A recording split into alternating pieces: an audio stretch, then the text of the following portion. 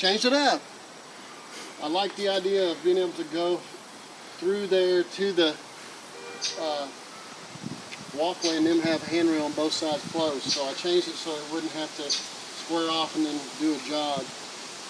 So how do I get the 4x4s? It's a lot easier to cut them before you put them up there in time to take a sawzall and not get into the house.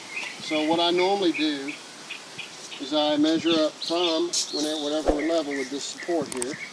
I measure up from the block to the top. I add 28.5 inches, which ends up being the height. You can be 30, 32. I don't like the 42 that they use because when you sit down, either in the house or on your deck, you can't see over the handrails.